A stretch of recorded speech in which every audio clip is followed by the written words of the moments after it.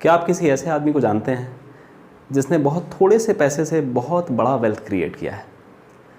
क्या आपको हैरानी होती है कि स्टॉक मार्केट से आखिर लोग पैसा कैसे बना लेते हैं? क्या आपने कभी इस बारे में सोचा है कि आपने इतने सारे जो इन्वेस्टमेंट किए हुए हैं उसमें से कुछ के रिजल्ट्स आ रहे हैं, कुछ के रिजल्ट्स नहीं आ रहे हैं, पर आप अनश्योर हैं कि अल्टीमेटली आपकी वो वेल्थ जो आप क्रिएट करना चाह रहे हैं वो क्रिएट होगी या नहीं होगी? और कई लोग तो ऐसे भी होंगे जो शायद अपने कर्ज से ही परेशान होंगे, जिनके पास डेट ही इतना रहता होगा, मंथली एक्सपेंसेस ही इतने होते होंगे कि हो सकता है आपको लगता होगा कि मैं तो कुछ इन्वेस्ट करने लायक हूँ ही नहीं, मैं तो कुछ पैसा सेव कर ही नहीं पा रहा हूँ। आज हम इस वीडियो में आपके इन्हीं सवालों का हल ढूंढने की कोशिश करेंगे। दोस्तों नमस्कार, मेरा नाम है ईशान तिवारी, मैं हूँ आपका दोस्त और फिनेंशियल कंसल्टेंट। हम बीम्स ग्रुप से हैं, वी आर फिनेंशियल कंसल्टेंट। हम आपको हेल्प करते हैं इन्हीं सवालों का जवाब ढूंढने में और आपकी फिनेंशियल जर्नी में आपको सक्सेस होने में। तो हम कैसे आपकी हेल्प करते हैं? हम आपकी हेल्प करते हैं सही गोल्स को सेट करने में। देखिए, किसी भी इन्वेस्टमेंट को करने से पहले आपको ये 4 सवाल अपने आप से पूछने चाहिए कि मैं जो इन्वेस्टमेंट करना चाहता हूँ उसका गोल क्या है, मैं वो इन्वेस्टमेंट कर किस लिए रहा हूँ। क्योंकि अगर आपने प्रॉपर गोल सेट नहीं किया तो हो सकता है उस इन्वेस्टमेंट को आप बीच में ब्रेक कर दें। It is very important.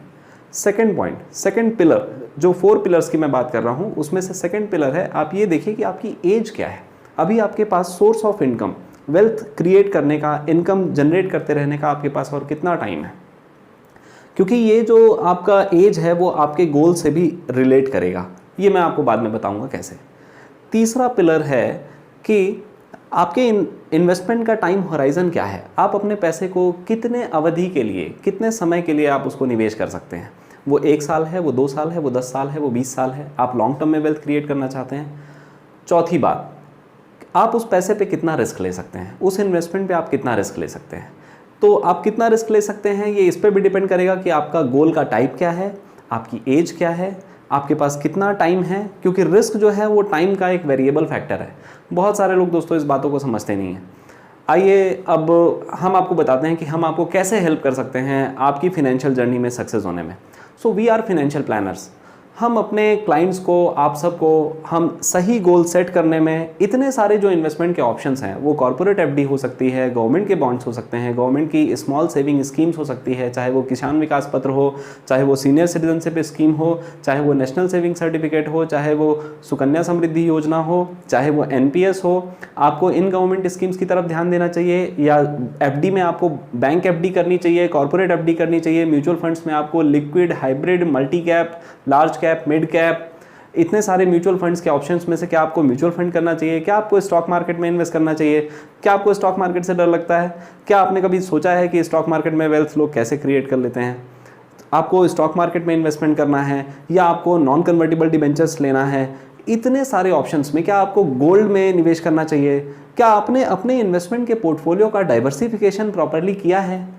अगर नहीं तो हमारा काम यही है कि as a financial consultant, as your assistant हम आपको ये बताते हैं कि आपको गोल्स कैसे सेट करने चाहिए, आपको इतने सारे इन्वेस्टमेंट ऑप्शंस में कौन सा इन्वेस्टमेंट ऑप्शन आपके लिए, आपके गोल के हिसाब से सही है, उसमें कितना डाइवर्सिफिकेशन होना चाहिए, कैसे आपका पोर्टफोलियो आपको डिज़ाइन करना चाहिए, आपकी करंट सिचुएशन को कैसे आप असेस करेंगे कि आपके पास कितना एसेट है, कितना लायबिलिटी है, उसके हिसाब से आपको कौन सा इन्वेस्टमेंट का ऑप्शन लेना चाहिए, आप अपने डेट को कम करते हुए अपने क्रेडिट को आप कैसे बढ़ा सकते हैं। एज अ फिनेंशियल कंसल्टेंट यही हमारा काम होता है कि हम आपको हेल्प करें आपका पूरा वेल्थ पोर्टफोलियो डिज़ाइन करने में, उसको मैनेज करने में और उसको ग्रो करने में।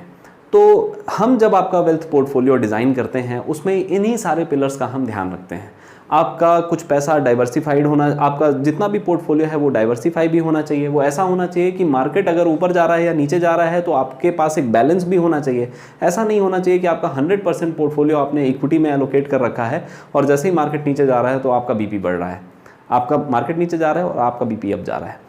ऐसा ना करते हुए एक बैलेंस क्रिएट करना बहुत ज़रूरी है।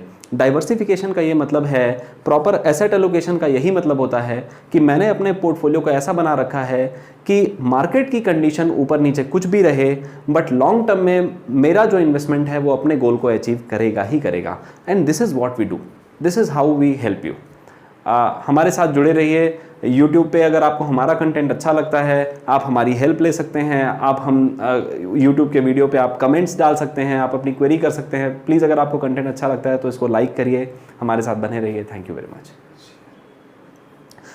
आपको लगता है कि अगर आपके दोस्तों के लिए, अगर आपको लगता है कि जिस भी कंटेंट के बारे में हम बात कर रहे हैं, या आपके जानने पहचानने वालों में, आपके नेटवर्क में किसी के काम का हो सकता है, किसी का पोर्टफोलियो ऐसा है जो रिटर्न नहीं जनरेट कर पा रहा है ठीक से, आप उस पोर्टफोलियो को रिव्यू कराने के लिए हमें अप्रोच कर सकते हैं। प्लीज़ इस कंटेंट को लाइक करिए, शेयर करिए और सब्सक्राइब करिए। Thank you very much.